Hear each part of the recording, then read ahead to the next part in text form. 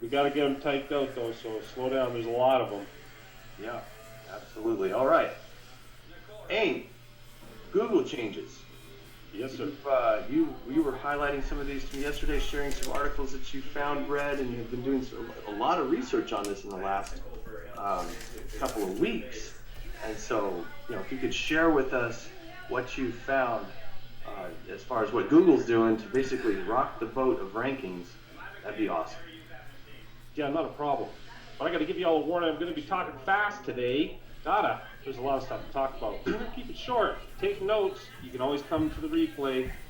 They're always free and they suit everybody's schedule. But in the meantime, Google, August the 7th, comes out with this announcement. SSL going to be required or you're going to lose some of your ranking edge. Not necessarily a whole lot of ranking edge, but you're going to lose some of it. That's what they're saying now. The story might change any day soon. We don't know. But in the meantime, that's what's going on. They're telling you got to have SSL. Most guys are going, what the heck? Why? I only ever needed that for like a shopping cart or something. Well, apparently that was the case. Now, the case is they're adding it to the Google algorithm, which means if you got SSL, you're going to do better. Now, SSL is a little bit of a complex subject. Not really a big deal, but most people do have a lot of questions about it. So we thought we'd try and take our best shot at answering all the questions. Now, in the course of a webinar with this many people on it, we can't answer all the questions. So if you have any questions that don't get answered in the webinar, send us an email to ask@simplevideopro.com. Make sure your questions go to ask@simplevideopro.com. Without any further ado, what do you want to look at when it comes to the SSL, Nick? Well, actually, let's go through the rest of the Google changes, and then we're going to go into detail on each one. So this is kind of a preview of what's coming in the webinar. So up next, we've got the keyword stacking. Keyword stacking actually is a YouTube situation that we believe was brought into effect by the Google Spam Enforcement Department. But everybody knows there's been a lot of videos disappearing because they got stacks of keywords in the description. They just literally pile them one on top of the other. That's not allowed anymore. Bottom line, they're actually watching for it. Now, that means that'll probably start affecting any kind of action on Google real soon if it hasn't already. So be advised. Absolutely. And the authorship changes. Everybody's heard about this one. Nobody knows what to think about it. There's all kinds of differing opinions floating around. But yeah, a lot of authorship markup seems to be getting suppressed or something, because them pictures you see next to those search results there, they're not appearing anymore. And the author name is not appearing anymore. Now, not in all cases. We have been able to find them all over the place, but they're disappearing to some level of degree. There's probably been a lot of changes to the algorithm. It's going to take some time for the, Google dance to stop, and we'll be able to get a clearer picture of what's really going on. It is suspected that they are not actually displaying the data, but the data is still being used for some kind of ranking strategy analysis, I guess. But we do know that it appears that the data is still flowing. There's nothing else to really say about it other than, yeah, your authorship is not so much a big deal anymore. There is also a lot of theory out there that this is a program that the Spam Enforcement Department is running to see if they can weed out fake profile authors. And that remains to be seen. Next. Oh yeah, well, video schema, your schema.org markup. Nothing, a whole lot to say about that, other than you gotta have it with your videos. If you're not doing it, get on top of it. We'll be covering that in detail. Next. All right. All right, great. Great. So I was responding to a couple of questions here that we have. Oh, no problem. I can take this then. Is that okay? Oh. All right, let's do this. All right, ranking and rank protection with Google's new changes. First step, to secure your rankings, get SSL. SSL stands for Secure Socket Layer. And you'll see it when you go to websites. You'll see that little lock box either down in the lower right, or it has a green lock or a green triangle up in the address bar.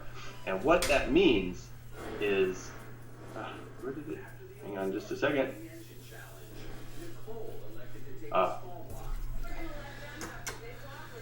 There we go. What is SSL? What that means is Secure Socket Layer.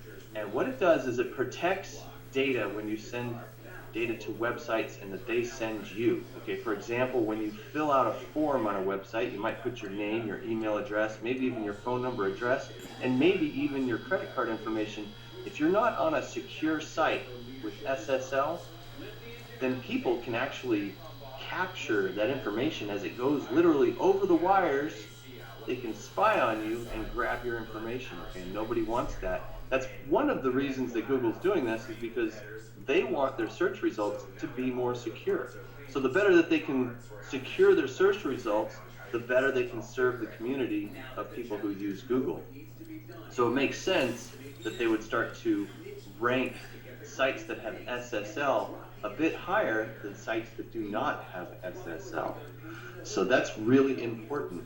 Now you'll know that you go to a website with Secure Socket Layer with SSL by typing HTTPS.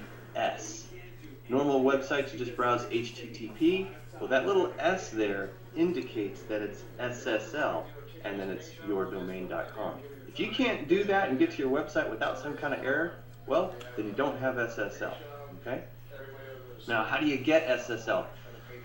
There's really not a lot to it, although everybody gets very confused by it. And the reason they get confused by it is because every web hosting company does it a little bit differently. But I'm going to give you the basics just to help get you pointed in the right direction, okay? Each domain name needs its own SSL. SSL is issued by domain name. So even if you have a web server that has 10 different websites on it, you can't just get it for the server. Each site needs its own SSL certificate. So be careful which ones you choose to get SSL for. Okay, you're going to want to get your most important sites first.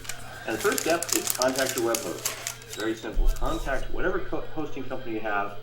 And the first option, if your web host allows an external certificate, an external SSL certificate, you can get one from Namecheap.com, and it's only about $9 a year. Okay, it's very inexpensive. And then you just turn around and pay the fee for your web host to install it for you. So you'll actually get a file. It's a special kind of file. You'll send that to your web host, tell them what domain name to install it on, and they install it on the server for you. Okay, and they're going to tell you how much that costs and what you need to do that. Now, the second option, I keep having to move this slide down. Just a moment.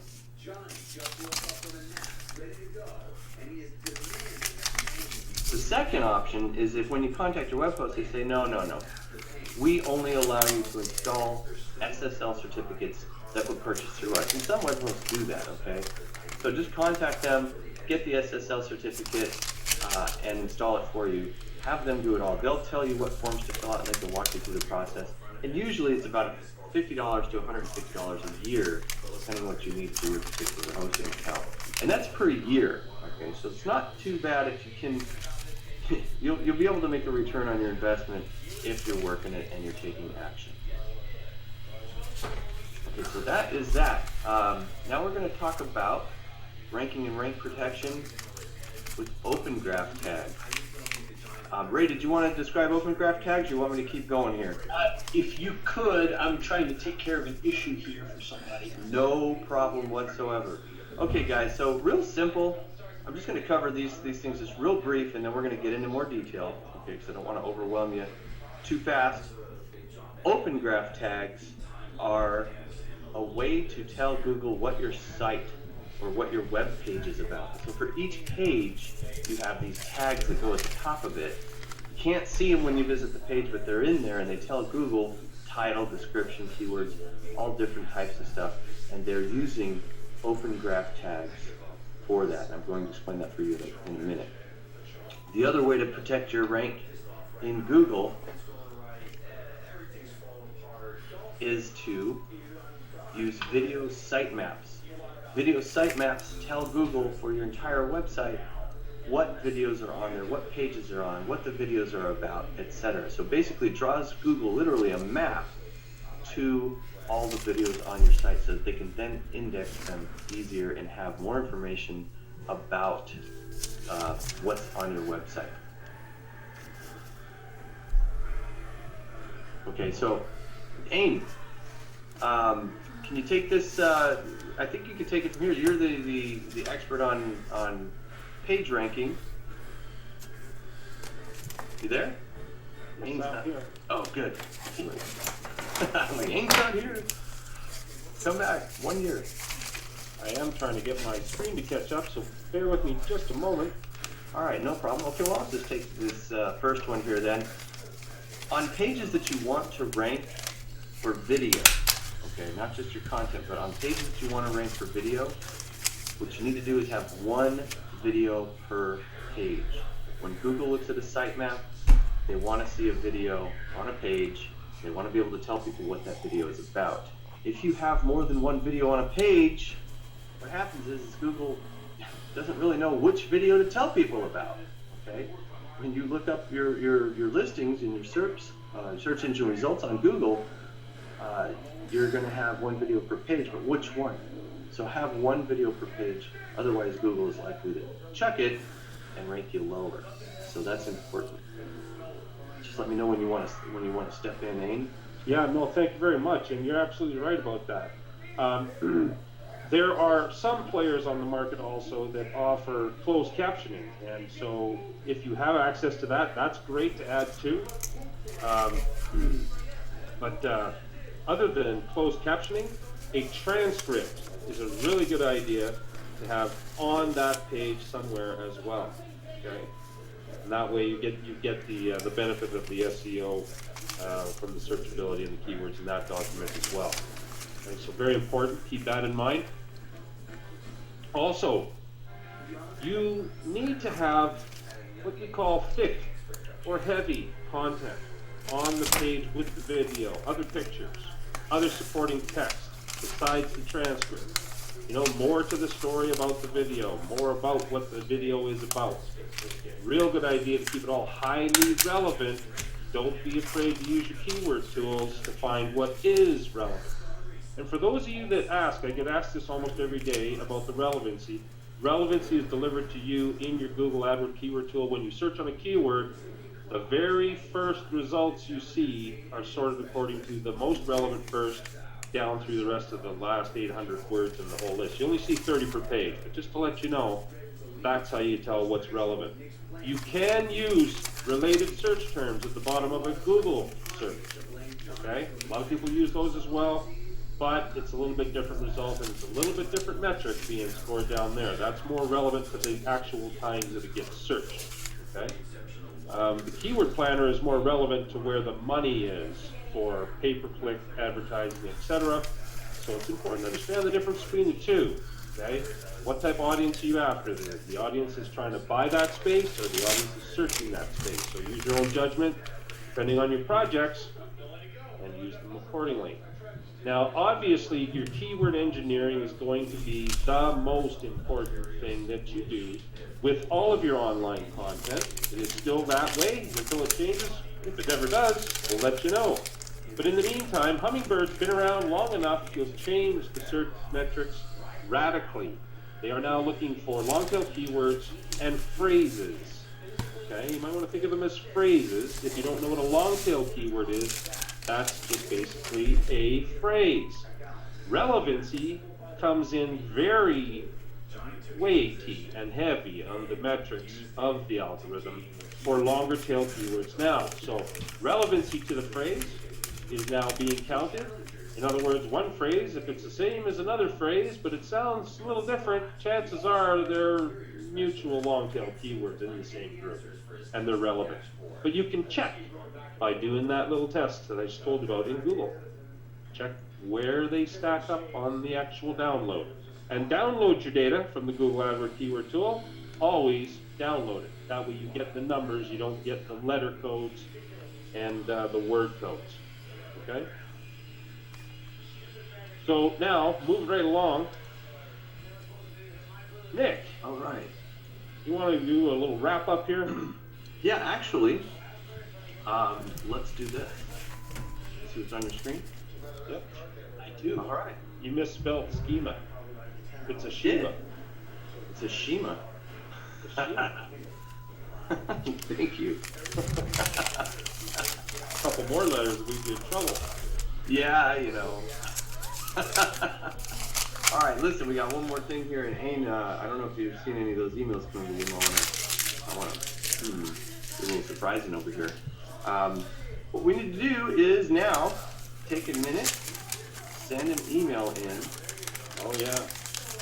If you need Simple Video Pro, or you need Camtasia. And for those of you who don't know, Simple Video Pro is a website video marketing platform on which you would play your videos, and it helps you rank your videos. Camtasia is a video recording software and editing software. It is used by just about every single internet marketer and video person that I know. Okay, it is huge. It is a very important piece to have in your toolkit. So send us an email at ask@simple,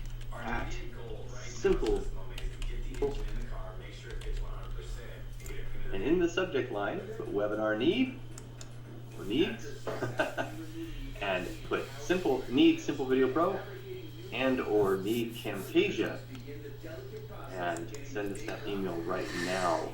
Okay, I'll give you just a second to do that. And Aim, do you have any news on the email front over there? I'm looking for the entries from all these people who are supposed to be filling this out. So I'll get back to you shortly. All right, cool.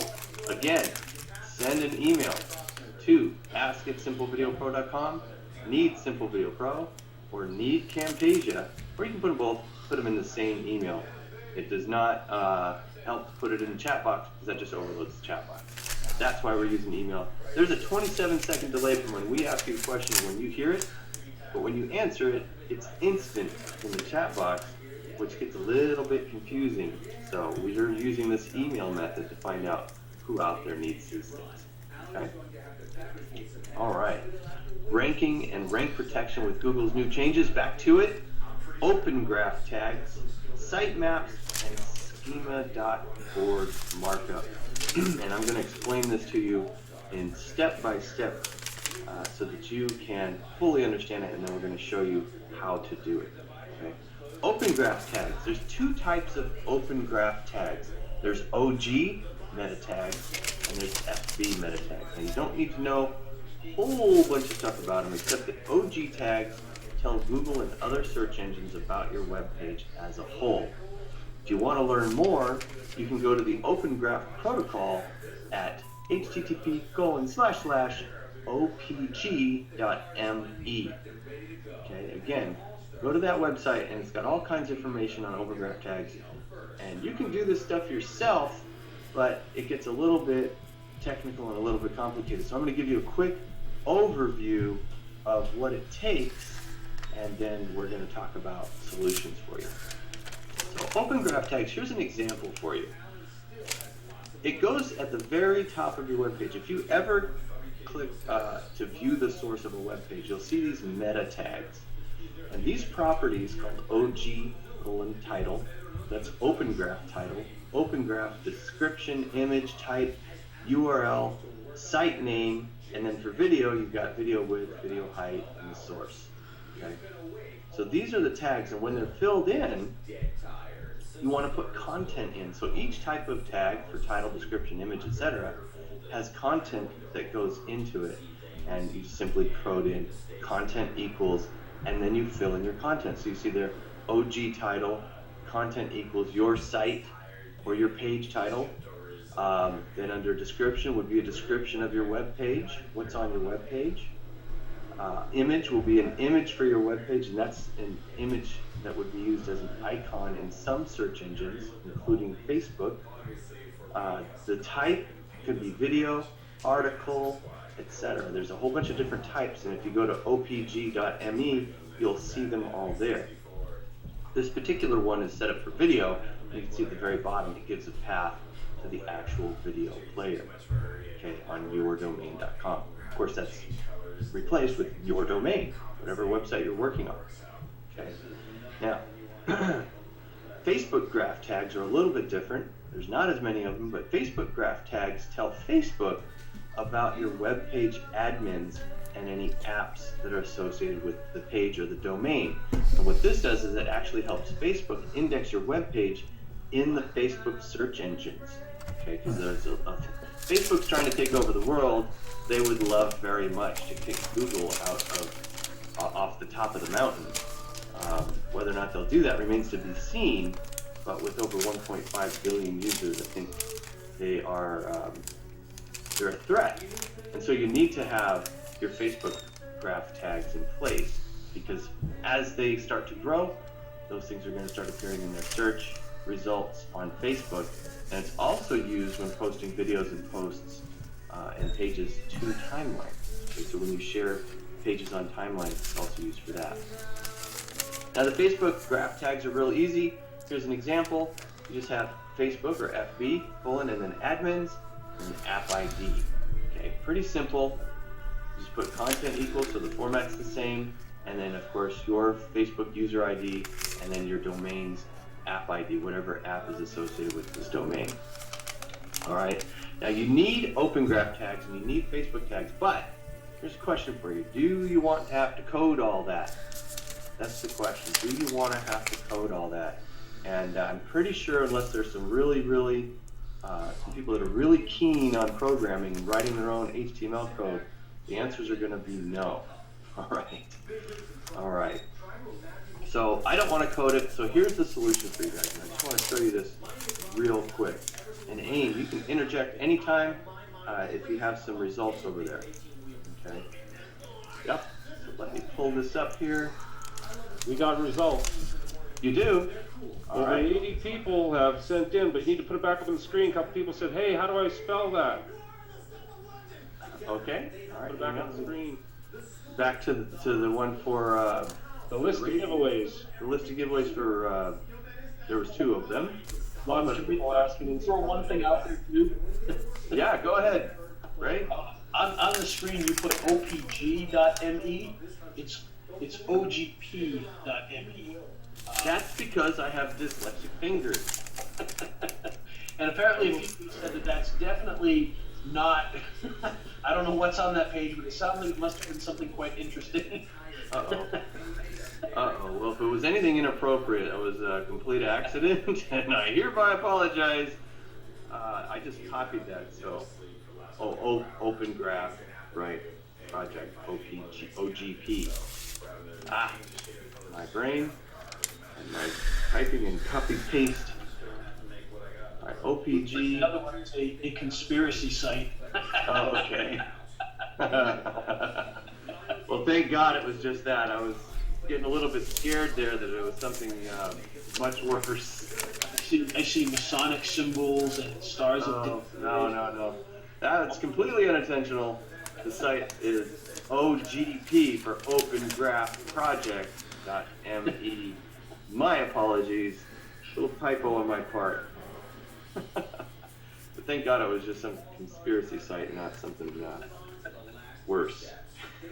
That would not be cool. Aim, there's your screen with the spellings of the different products. Oh, yes. Well, yeah, so, we're giving stuff away, so it's kind of nice to know who needs what. So for future use, really, so we can kind of get a temperature, what's the percentage of what everybody needs. And yes, please send them in and let us know what you don't have. If you need YouTube Interactive, tell us that. Say, need YouTube Interactive. If you need more than one thing, just put them in the subject. I'm sorry, the body of the message. All right. Okay, so here we go into the mix here. I lost some information, so I'm going to have to retype because we had some technical difficulties, which is why we got started about 7 minutes late. But I'm just going to go ahead and roll with it. Now, does everybody have what they need here? Yep. I think so. Okay. So let's go into the solution. Pardon me? then we're going to have to put it up there again real soon. Okay, well, you just let me know when you want it up there. I will stop everything. Okay. Put that there for y'all. All right, so we've got our solution coming up for open graph tags. Remember, we don't want to have to do this stuff ourselves, okay? So here's your WordPress backend, the admin backend here. I'm in a page, and I am demonstrating, of course, the SVP 3-level SEO. Now, here's how we can do this. You can either type that stuff into your actual header on your page, and when I say that stuff, I mean this stuff, okay? And it's actually, once you have it, it's not terribly difficult. It's just time-consuming to do on every page. And depending on your theme, you may or may not be able to do that differently for each page. And it needs to be different on each page. Okay, so all I'm going to do is I'm going to put a video in here. You okay? Yeah, I'm good. All right, so I'm going to put a video in on this page. And technically I don't need a video, but we're going to put a video in here anyways. And all I have to do is put in my video source, which is an Amazon S3 source. It can be a YouTube source. And then I'm just going to click this button, this tab right here, Facebook Open Graph Page Settings. That's Facebook plus Open Graph. And then I can go in here and type in my site name right here. And what I've done is I've typed in the site. The site name is New Ad Targeting Tech by Simple Video Pro. Okay. Page description, and this is for Facebook and for Google for page description. But here I've got, see how Simple Video Pro's new video targeting SVT technology makes creating and managing targeting campaigns and pixels, so that should be now, from one place on many websites, simple and fast. Find out more. Now this is a call to action because in Facebook it's going to show up with whatever graphic you choose to have in this spot. Now you can choose one of these, or you can browse and pick one that you want or bring one in from your computer. So it can be a totally custom graphic that shows up in Facebook when this video posts on Facebook. Okay, so that is all there is to it. And when I save this page, of course you'd have your content, transcript, whatever you want to have around your video. You can just put it around your video, okay, above or below it. But now let's take a look at this page, and I'll show you what happened automatically. So basically we just entered 3 bits of information, okay? And here we are. So I'm going to go ahead and I'm going to click View Page Source. And we're going to search for OG, and here it is. All of this stuff was entered automatically by Simple Video Pro by filling out those 3 fields. It gets your OG description, your image type, is video in this case, your URL, the site name, admins, including your Facebook. There's your admins information for Facebook, the width and height of the video, secure video URL, etc. Okay, it's all there. It's done for you in a flash. Basically, enter 3 fields, and there it goes. Of course, you can't see it on the page. You have to look at the source of the page. So that is just a real quick demonstration, real quick recap. I just come in, I click Enable Facebook, Open Graph, and SEO. I enter in an icon, a site name, and a description. Save it, and I'm done. Instantly have Open Graph tags set up on my site, and Facebook tags set up on my site. So what do you think of that? Ray, got any questions? Got any comments on that? Oh, we've got a lot. Well, Bridge just said cool. Ozzy said how cool is that? So there's a lot of people that seem to be excited about that. And just to kind of my hips giving out. Reiterate on this. These are useless. These are the high end. We get to the ranking part. Well, do you need me to fix the vote? Part of no, it's light. I can take it. And what I mean by that is, we've got a couple of different types of ranking you can do. There's YouTube videos themselves ranking, so the actual YouTube video page ranking, and then there's the pages on your site where you put your videos that can also rank. And so that's kind of what we're talking about now for anybody who's getting a little bit confused by that. But so that's, I just wanted to kind of clarify that we're talking about ranking the video on your page right now. And so this is going to help you to do that, and it's going to give YouTube, or excuse me, it's going to give Google all the information that they now require in order for you to be able to rank your video that's on your website. So I hope that clarifies that and makes sense for everybody there. So. Absolutely. Just so you guys know, there's no one single thing that you can do to get your pages ranked on Google.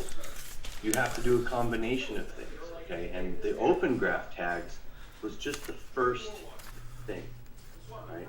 So it is important. I'm glad you made that distinction right, because that is really important to know. When I was describing how to put your open graph tags in, I was actually at the same time describing one of the 3 or 4 steps that you need to take to rank your videos on Google, okay? So very, very important to know how to do that and have the tools to do that. Go ahead, Ray. One other distinction to put out there, because we're getting a couple questions about this too. When we're talking about what Nick just showed here, because I've had a few people say, well, is that a plugin? And it is. It's part of the actual player itself. If that makes sense. So in other words, when you're putting your video onto your website using the Simple Video Pro player, this is all the stuff that comes, underneath that player. So you're putting this information into the player plugin so that you get all of this inside the page itself. So when you're using the player, you're also getting this video ranking stuff, all the SEO stuff inside of the player itself.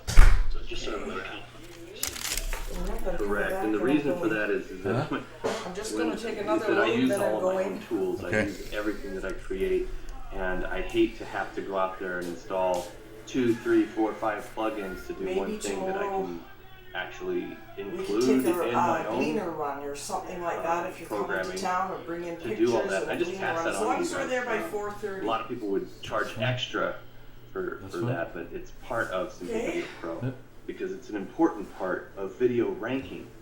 Okay? It's a very important part of video ranking, and it's how Google and Facebook know what to put in their search results. And it's also how Facebook knows what to put on its page when you embed videos directly into the timeline. Okay? So it's very, very important. Now up next, And actually, one last little thing there, just because a couple people brought this up too. This has to do, like Pete just put up there, where are the videos being posted? This can be a YouTube video, it can be a video that you put on Amazon S3, Vimeo Pro, things like that. There's a few different sources for your video. Because all that's happening in this case is the video is going through the player, and the player is doing the SEO work for you. So no matter which one those come from, just so everybody kind of clarifies his understanding on that part there. So absolutely, you've got a lot of flexibility there. So if you don't have an Amazon S3 account, no problem. You can put them on YouTube. If you've got Vimeo Plus or Vimeo Pro, rather, then you can put them on Vimeo. And you can put them on your own server if you want, or you can put them on any other content delivery network where you can get a direct link to the video, like Amazon S3. So lots of flexibility there. There's no restrictions, so to speak, with where you can place your videos. All right, so we've got now we've got sitemaps, and actually sitemaps is going to be combined with schema.org. And so let me go into the schema.org for you. Got to jump around here in the slideshow because we're going back and forth. Give me just a second. All right, schema.org markup. Now, schema.org is a consortium, if you will, that's come up with a standard. And what it does is it tells Google and Facebook, but it tells Google mostly, about specific content on your web page. So the open graph tags told Google about your web page in general, and schema.org actually goes around specific content on your web page, and that would be represented by this red box here. Okay, it tells not only Google but all the other search engines about what is on your page. And this markup in this case goes around your video content actually on your page where the video is displayed.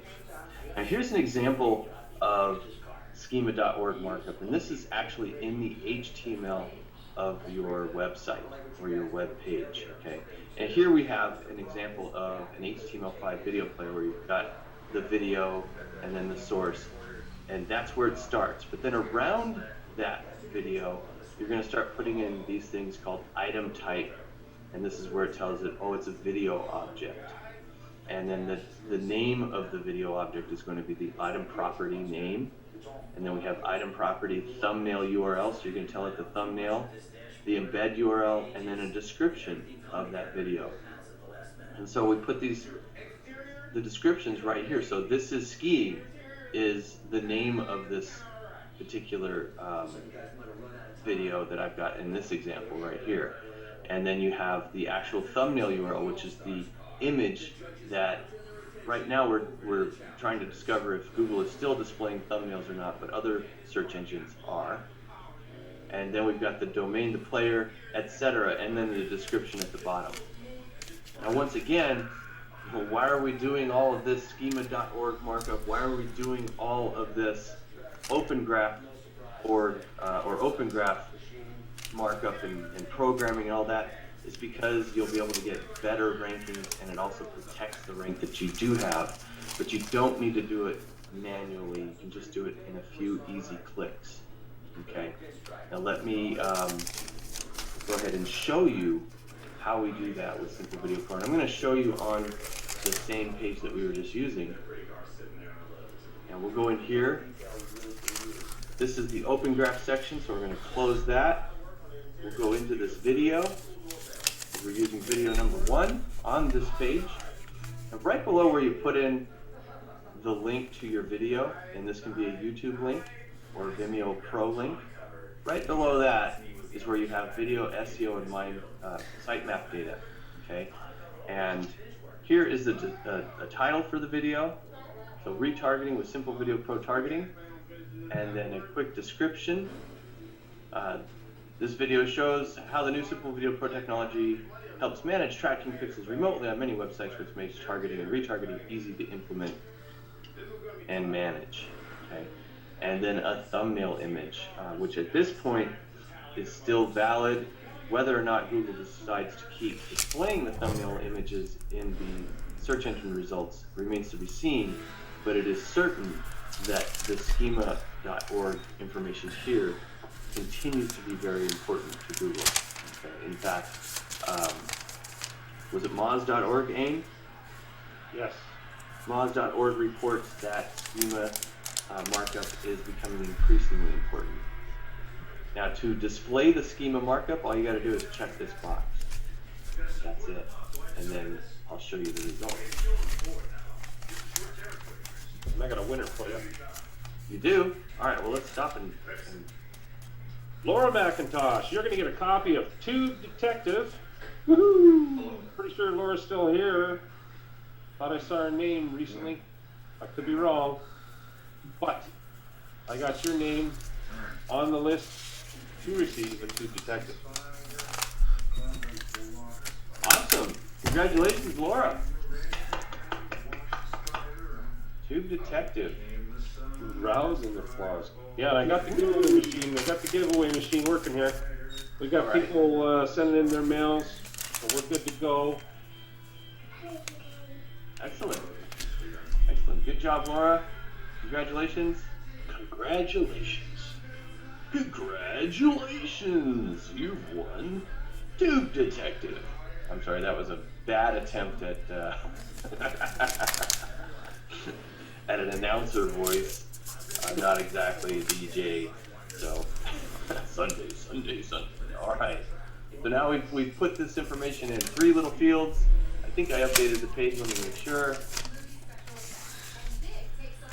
And now when I refresh this page, we see that we have the title above the page and then the description below the page. But more importantly, if we look at the code behind this stuff, it's not just a title. You see we have that item scope with the schema name index. We've got the item property name, and then we've got the description down here along with the thumbnail URL embedded. So all this stuff is coded for you when you just enter those 3 little bits of information. It's not complicated at all. You don't even have to go in and touch this code. All you have to do is enter these wee little bits of information here. 1, 2, and 3, and that's it.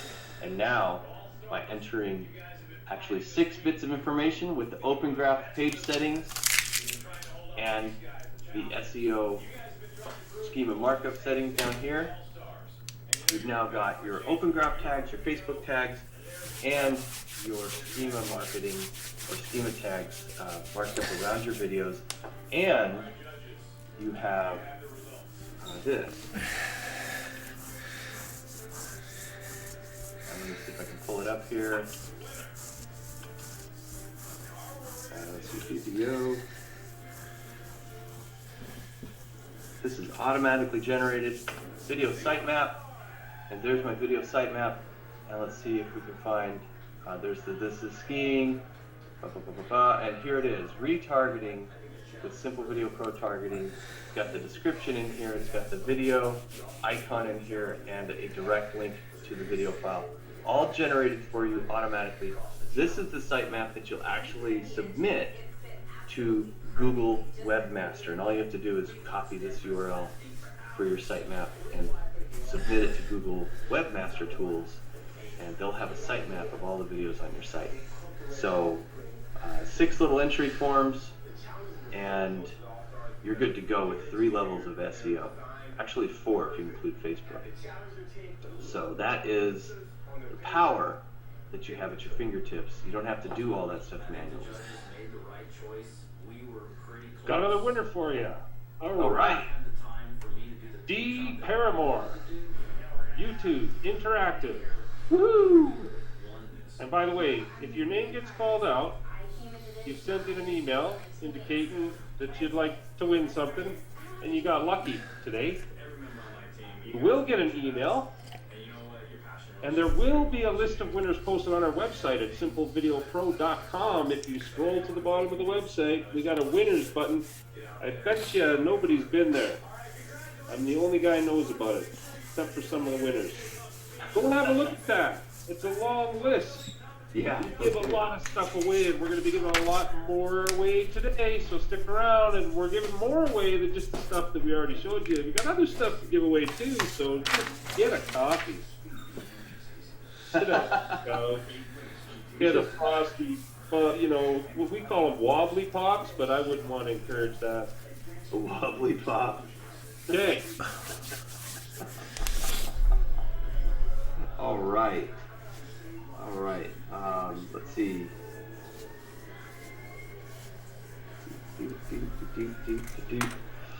There we go. Okay. All right. So we don't have to do any of this stuff manually, and I think that at this point, Ray, if do you have any more detail that you want to go into as far as ranking the videos? Because I know that there's a bit more to it. We can talk about possibly the changes that were made for YouTube versus site rankings. The big thing for YouTube is something that we kind of just barely touched on earlier, which is the stacking. Back a while ago, and it's funny because this is something that has been taught for years and years and years, and people have been doing it for years and years and years, which is you put in your title, you put in your little description, and then you just put a list of keywords. And people will put in a list of 20, 30, 40 keywords straight down their description. That's what they're going after now. So I don't recommend that you do that any longer, because they're gonna hit you for that. What they're gonna do to you, who knows? I mean, they may just not rank you. They may kick your video out. It all depends, but you don't want to be doing that. So if your video is about a St. Louis plumber, you don't want to put in a short description and then have just a list of words like St. Louis plumber, plumber St. Louis, blah, blah, blah, blah, blah, and just list those all the way down, because you're going to get nailed for that. Same thing with the tags. I put in relevant tags, but don't go crazy with them, because they'll consider that to be stacking as well, and you could get hit on there as well. I know the tags are somewhat limited anyway. They'll stop you after a certain amount, but try to be more general with your tags and just really you're trying to let Google know what this is about. So, for instance, if you're just putting St. Louis plumber, well, now they know that's what it's about. So that's a great tag. Okay, this video is about a St. Louis plumber. But we don't want to be stacking it with 50 different keywords and really hurting ourselves.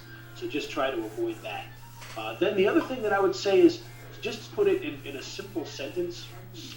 When we're talking about quote-unquote ranking videos, videos never rank. What ranks is the page that the video is on. So what we're doing is we're ranking a page, but telling Google, hey, by the way, there's a video on here, so show the thumbnail. So that's essentially what you're doing. And one of the big things that we talked about in the past couple of days with some of our videos was the rumor that, video thumbnails are disappearing and only the YouTube videos are showing up. Well, in reality, in some of the tests that people have done, and again, this is just people doing tests, what they noticed was that the videos that were quote-unquote disappearing were the ones that were on a page with very thin content. So in other words, it was just a page with a video on it and maybe a title. And so what was happening is the page itself, Google was finally coming back and going, you know what? There's a video on here, but this page sucks. I don't know what the video actually says because I can't see the video. I'm just a robot. But I can see what's on the page, and what's on the page stinks. So therefore, we're kicking it out of here and putting something else here that's more relevant. So that's why we want to make sure that we have content around the video. It's one of the most important things that you can have. Just like on YouTube, you have to have a good title, you have to have a good description. That way they know, okay, that's what this page is about. Oh, and it has a video, so even better. So that's what we want to really pay attention to, is that the page is what ranks. So I hope that makes sense. Absolutely, and that's what keyword engineering, all of that stuff is to tell Google what your page is about. Okay, of course you want to have natural English in your keyword engineering in your articles, but that's all part of it. Keyword engineering, Google looks at your page, its algorithm determines what your page is about. When you put in schema.org markup and you put in open graph tags, it's just another tool that Google uses to determine what the page is about. And sites that take the time, site designers that take the time to put schema.org markup and open graph tags on their websites are rewarded so long as it's relevant to what the rest of the page and the rest of the website's about.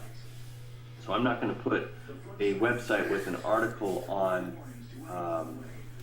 golf, and then throw a video on there that has schema.org markup about dog training, okay, around it. It should be schema.org markup related to golf, and it's related to the article that surrounds that video or the transcript that's below that video, so that Google looks at that and they go, open graph tags say it's about golf, schema.org says there's a video on there about golf, and the content is all about golf. Boom, this page, well, it must be about golf. So your rankings are likely to increase that way. And that's how we protect the rankings. A lot of people are not bothering to do this extra work because it is a lot of extra work. But with Simple Video Pro, it's not. You just type in your descriptions and your titles, a couple little places to input that, check a box, and it's done for you. Anna Burton, you're getting a copy of YouTube Market Crusher. Larry Jameson's getting a package of flat graphics. Right on. And Gordon Silter is getting a tube responder. And I'm busy picking. I got a bunch more to pick, so carry on, boys. I'll be right back. All right. Excellent. Okay, so let's see here. Go into a little bit of, Amy, we want to go to some, are there questions in the box, Ray? Oh, there's a lot of questions, which is why I'd like you to start answering some of those. Engaged at all. It's because I'm reading questions and trying to answer a few from here. But we've actually got quite a few. So Ed has brought up a point here, and about other players that he's purchased, and he's like, wait a minute, I spent money on these other players, and they don't have any of this stuff. My thought on it is there's a lot of nice players out there. There really are. but I don't know of any that do all the behind-the-scenes SEO type stuff. They might have pretty skins or things like that. They serve a certain purpose, but this is much more than a player. It's really a video marketing system that just happens to fit inside of a nice, pretty player on your site as well. So it's a little bit more than just a player, even though we call it a player. It's a lot more than that. But yeah, I understand how you feel with that, Ed. I actually own a bunch of different players myself. So, and some are fun for different reasons and whatnot. But, Simple Video Pro is the one that I use. If you go to my membership site, all the videos are through Simple Video Pro. They're protected. The videos on my actual site itself is Simple Video Pro, where I've, hopefully done all the SEO stuff that I'm supposed to, which, I get lazy sometimes, but hopefully. So yeah, that's the big difference. Is there's just a lot more under the hood that a lot of the other players don't necessarily address, because that's what they are. They're players. They're not video SEO systems. They're players, and that's a big distinction I think that we can make with that.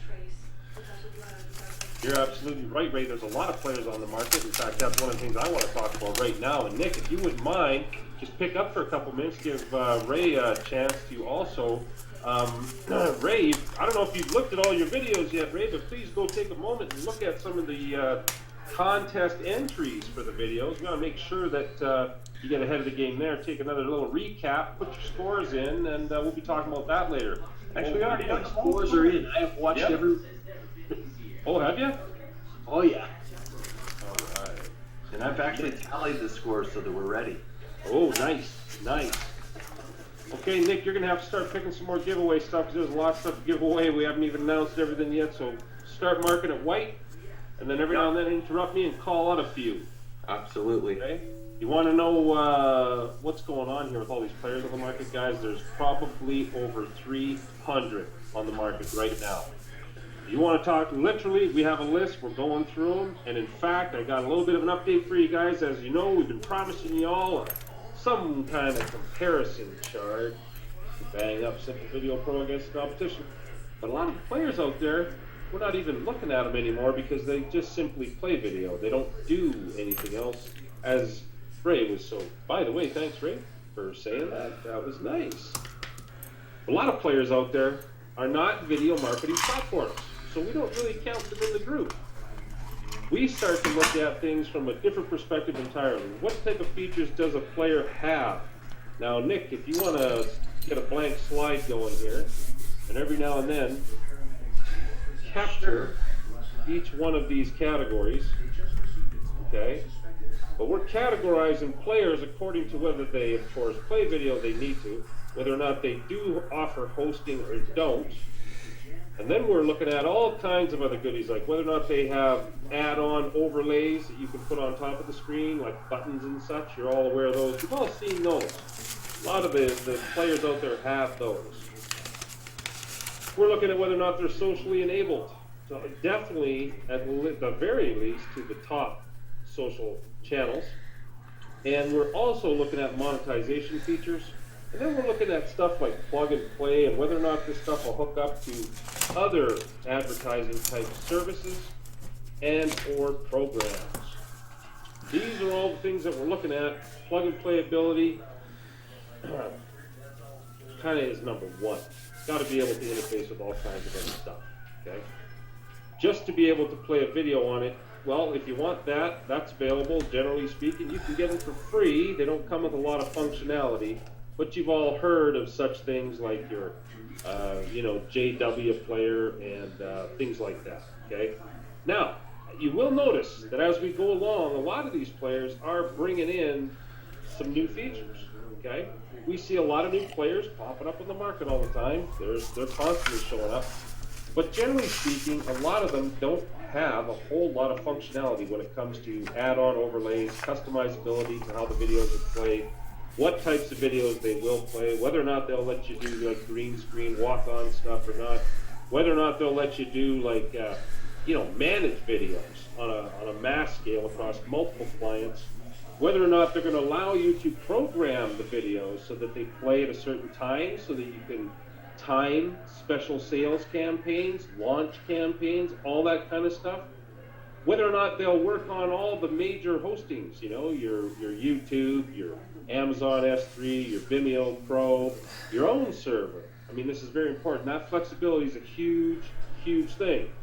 Whether or not you can actually work as an affiliate manager with your video player and manage videos for affiliates.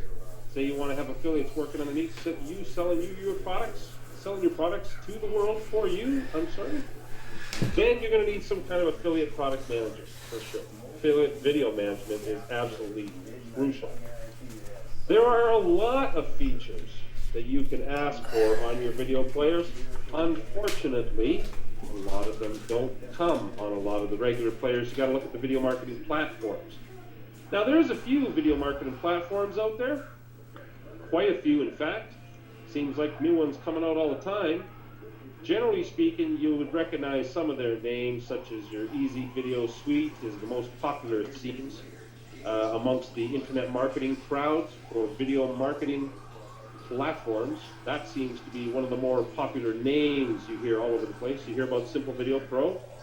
You hear about things like Custom Video Player, Member Player.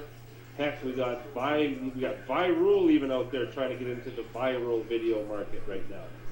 We got, there's a whole list of them. Video Skin, Covert Player, Voo Player, VidFusion, Video Jack, Video Nova. I mean, the list goes on. I could sit here reading the names for a long, long time. And we will be putting them together on a chart very soon. In fact, the chart is forming very nicely. What's not working very nicely is, well, a lot of them don't got much. So, we're starting to focus on the ones that do, and we'll be bringing you more information on that in the near future. But right now, and actually been for like this for some time, Simple Video Pro seems to have all of those features, along with your social sharing, along with, you know, putting your buttons on the screen for your PayPal buy buttons and clicking over to different sites, every which way social sharing that you can think of that way. You know, along with your, putting your splash imageries onto your video player screen, along with having all of your, content reveals and all these kind of things that almost all the players have, you've got to start to look beyond the box when it comes to your video player. Some of the new features that we've come out with are not to be found anywhere else. Now, that's easy to say, but is it useful? Well, we like to think so. Our first one that I'd like to quickly mention is our simple video targeting technology, which allows you to plug your players into retargeting campaign pixels, as well as banner advertising pixels, as well as Facebook advertising pixels, and just about any kind of advertising tracking pixel, so that you can monitor where your audience is at all times from the point of view of understanding what part of the sales campaign they have seen. Now, we've all seen what we had to say about the simple video targeting last week.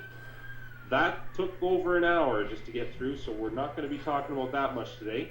But features like that give you the opportunity to monetize your player. Features like, launch sequence scheduling, so that you can schedule the sequence of videos for your sales campaign. Features like embedding your affiliates' videos and their codes into their videos on their sites. Time, by the way. I know, Ray loves that one. So, Ray, you want to say a word about that, just quickly, what your experience with it has been? Yeah, and actually, I want to mention two things here, only because of a couple questions we have, but the affiliate video management is brilliant stuff. What I typically do is, for instance, let's go back to YouTube Interactive, which we talked about earlier. When I put that program out, I created a video that I used on the sales page. And what I did was I put it onto a JV page using Simple Video Pro and using the embed code there.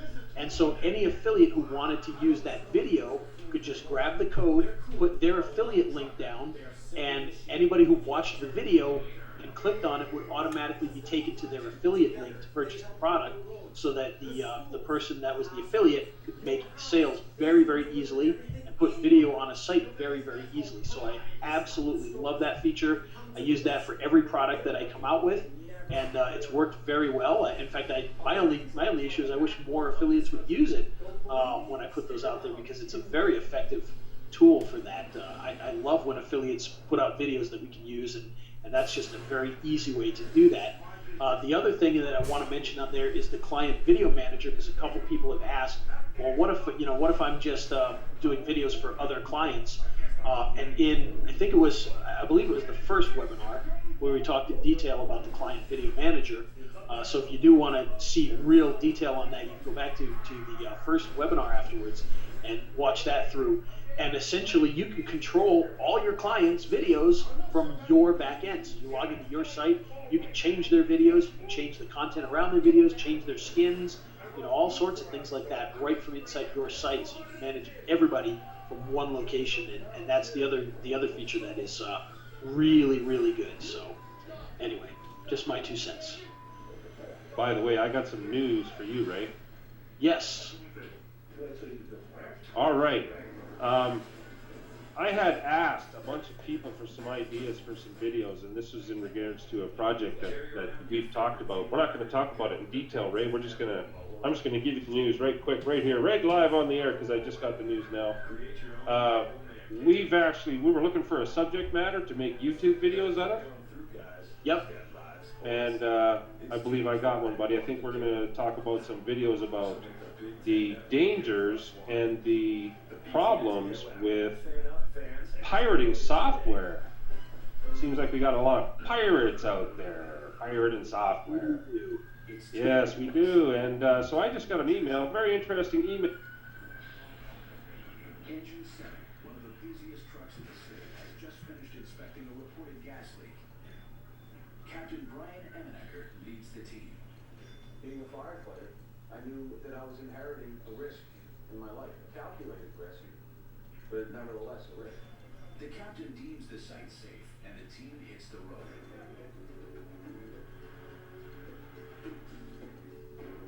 Squad 7 drives a Seagrave Marauder, one of 7 engine trucks in the city. Distinct from ladder trucks, engine trucks supply the water at a fire. The vehicle carries 1,800 feet of hose and a pump that outputs 1,250 gallons per minute. That's actually asking if we would not, and I have to actually, you know what? I tell you what, I'm not going to say who it's from, but asking if we wouldn't mind making some YouTube videos discouraging people from pirating software, and that's very interesting. I just thought I'd bring that up. Now, Nick, you got any picks? I do. I have got Tube Responder going out to Justino. Put them in the winners folder. Put them in the winners folder when you're done with them, by the way. I have. They're right there, listed on there. Justino Nino Husey. I'm not very good at pronouncing that name, but Justino, you have just one Tube Responder. Flat Graphics, which is another package from Ray. Bam! Randy Dickinson. Randy, congratulations. Pardon? I said those are fun. We like those. We have fun with those packages, those graphics. Absolutely.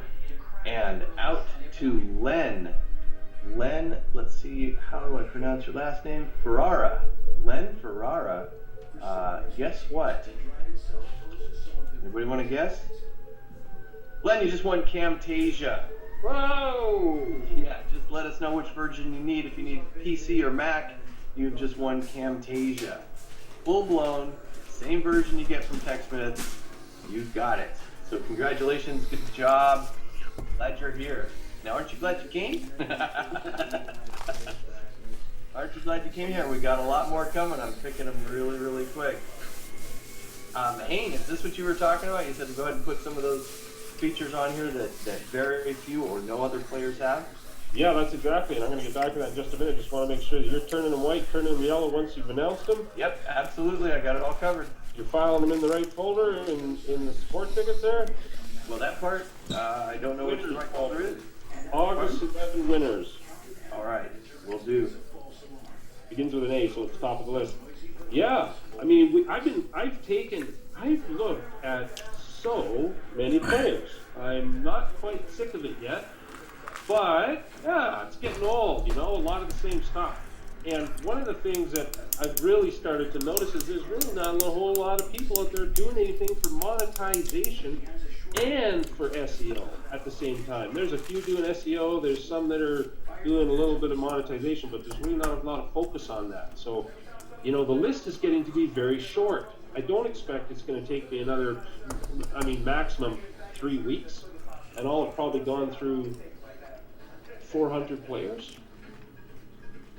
Is that enough? I think that's good. If anybody's making any new players, you might as well send it in now, because if you don't, I'm going to find it and I'm going to add it to the list anyhow. Send it in now. We'd like to bang it up, have a look at it. Some really good product out there. There's lots of really good players on the market. I'm really impressed with some of the products out there for being a player, but when it comes to video marketing platforms, there really isn't hardly any. There's probably less than 24 that could even come close to calling themselves a platform. So, I'm biased, and I'm getting biased more by the day. So, guys, by all means, if you've got a player that you want banged up against Simple Video Pro, and you want to know the differences between yours and ours, we'd love to see it. We're probably already working on it, probably already looking at it, but please send them in anyways, because you never know. You see any on the list, Nick? Do you see any that you don't recognize? I did actually see a couple. Did you? Yeah, on the list of players. Yeah, that you don't recognize? Yeah, no, and I'm in this biz. I can't believe how many you found. Let's put it that way. So let me ask you this. Do you see any on the list, or you see any that should be on the list that aren't? No, you got those covered, and those are the major players, and all the major ones are represented there from what I can tell. And there's still, let's see, 1, 2, 3, 4, 5, 6 or 7 different things that SVP has that they don't even touch. They don't have them at all. So none of them have it.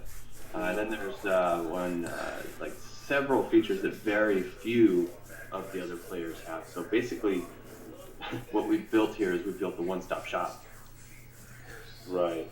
Well, the reason behind the fact that you don't see a lot of these features out there is because up until you developed them, they didn't exist. There's a couple of the features, like our targeting, does not exist anywhere. I've not been able to find anybody mentioning it anywhere. I expect that will change now. It seems to go that way with most of these features. Ray, you've used the affiliate embed, Yep. and let me ask you this. Did you ever actually quantify the data in any way? As far as how many people have used it, or Yeah. I haven't, because they're embedding obviously their affiliate link, so it all just kind of goes to JVZoo or wherever. So I don't really have any way to quantify that per se. Other than a few people going, "Holy cow, I didn't know you could do this," which I have had every time a couple affiliates will contact me and go, "How did you do that?" Now, what was your experience like with the sales side of things? Did you notice a bump in sales or a decrease in sales, or what did you notice? Oh yeah, when you were no, using that? sales definitely go up. I know that a couple of, I don't want to throw people's names out without permission or anything, but I know a couple of people that, for instance, on my last launch, the person who sold the most was using that, and I know that for a fact. Wow. Whether whether that's a true correlation or not, it's only speculation on that. But I would imagine that that's a big deal for that, as that person in most of his stuff uses video to drive traffic. So. Wow.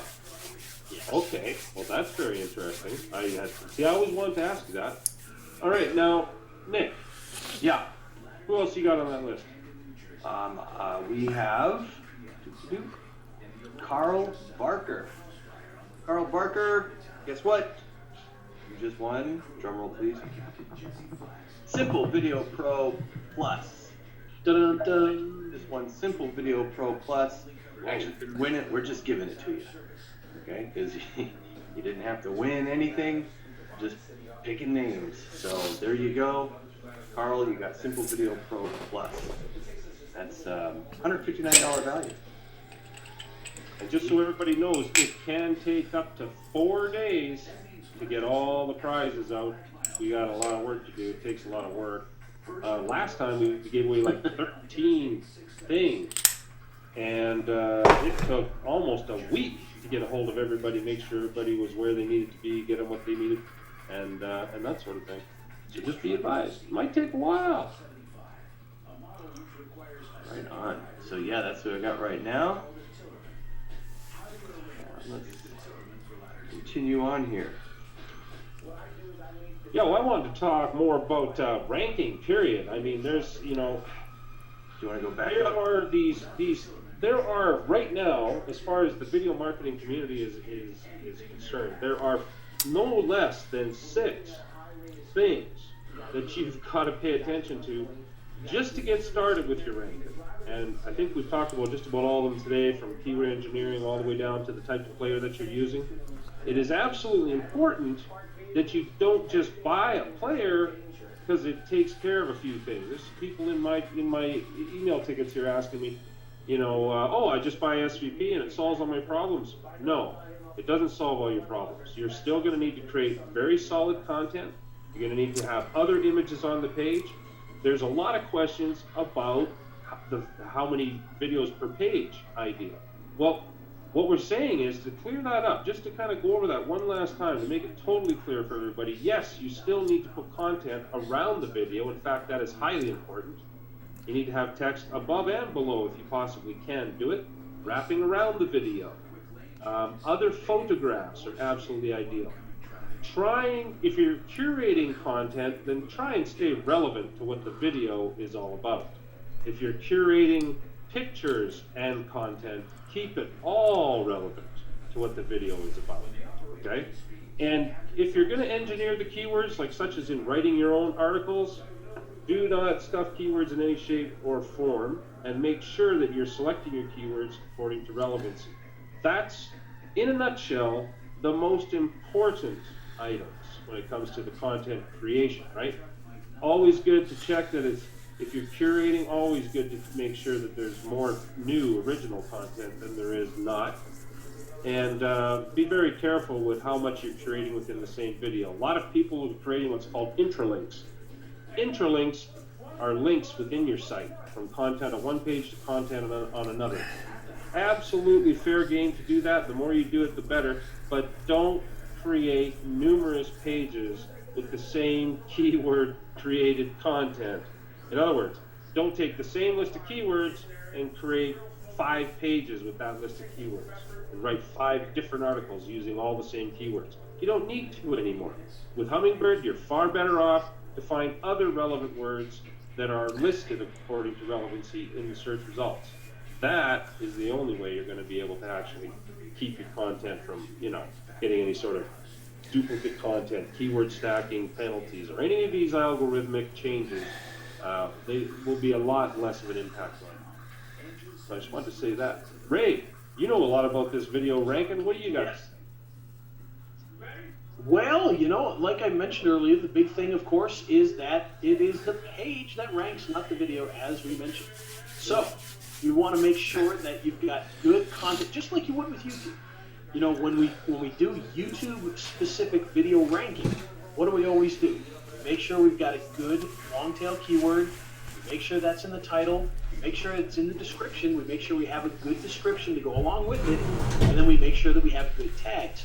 Well, this isn't really a whole lot different. We want to make sure that we've got good, solid content. In fact, we can actually do better content on our own site than we can on YouTube, because we can do things like H1 tags. We can do things like graphics on the page and things of that nature that can all help to rank the video. So anything that you would normally do to rank your page, for good SEO practices, is what you want to do on this, except of course that you want to make sure that the video is on there and SEO'd and has the schema as well, so that you can make sure that it shows up not only as a page but as a video inside of the Google search. So that's the big thing. You want to make sure that you do both of those things. Now, I do want to bring one thing up, because this has come up a couple times here when we talk about the one video per page. Because a couple people say, well, wait, I've got a grid on my page, or I've got a list of videos on my page. And what I want to clarify is, if you've got multiple videos on your page for whatever reason, let's say it's a video FAQ page, what that means, that doesn't mean that your page is not going to rank. But what that does mean is that you're not going to be able to necessarily, say, rank a video on that page and have a thumbnail on Google. Because, like you mentioned earlier, they're going to get confused. But wait a minute, which video is this page about? So it's not to say that your page won't rank, but it's going to rank differently. It's going to be difficult sitemap-wise for them to say what that page is about. So it's just a different sort of thing. And honestly, there are some pages that you're not necessarily really attempting to have rank. If your goal is, for instance, we have a lot of clients we work with that are bankruptcy clients, bankruptcy lawyers. We're not necessarily trying to get their, we have a page on their site that has all their FAQ videos on one page like that, but we're not necessarily trying to rank that page. What we're trying to do is we're trying to rank their homepage, we're trying to rank individual pages with those videos, and then we'll have a page that has all the videos on one page as well. So there's definitely different outcomes you might be going for when you're putting things together. Not everything is about ranking a certain page, if that makes any sense. So when you're trying to rank a specific video, that's when you want to go with the one video on that page with good quality content around it to make sure that that page ranks. So I hope that makes sense. Okay, hey Nick, I need you to get down there into those YouTube products and pick a bunch of people for those, because we got a bunch of those yet to go. And Ray, thanks for that. You got me thinking when you were talking about that. One of the things, guys, that you got to really try and avoid doing is diluting your own keywords, and that's exactly what Ray's talking about here. When you put too many videos with different metadata and different supporting data with the video going in with the snippets, your sitemaps, and all these things, the search engines really don't know what to do with that, because you've got all these different, basically, categories of videos that you're sending in all at once. Unless those are all relevant, you're going to have issues with trying to rank that page. And that's where the problem comes in, okay? The information that is presented to the search engines is basically categorizing your video, okay? And it's giving it a little bit of breadth and scope. If you try and use the same metadata, snippets, surrounding content, and all that sort of stuff, or the keyword engineering, rubber stamping that formula across multiple pages will lead to them not knowing what to do with your website. So that's where you need to be really careful. It's better to have only one video for the ultimate, algorithmic result, but to be honest with you, the fact of the matter remains that you can't possibly have 10 videos with all differentiating information, because if you do, what will happen is the spider won't know exactly what the heck you're presenting. They won't be able to quickly process you, and therefore you will be slowed down getting into the actual algorithm. Getting into the algorithm slowly will get you a penalty, right? So better to stick to, 2 videos using roughly the same information in your snippets as well as in your, in your content, or just have one for the page that you want to rank. It's really, keep the number down. Putting a grid up is cool, and we do it all the time. We have grids that we use for all kinds of sales presentations and all kinds of things, 10 videos on a screen, no problem. But if you're trying to rank that page, then you're going to want to use a little bit different strategy when it comes to the surrounding information. Now, the other thing I wanted to talk about was original content. I've heard that word, I think Ray said it twice, and I think Nick said it once. Original content is extremely important on your website. You can curate other people's content, that's not a problem, it actually works very well, helps bring pingbacks and all kinds of goodies that way. But the reality is that when it comes to content, you're far better off with original content. A lot of people will go out there and they will try and take a bunch of search results, bring the articles into one Word document, and then they'll move the subjects around, move the paragraphs around, then they'll start paraphrasing the paragraphs.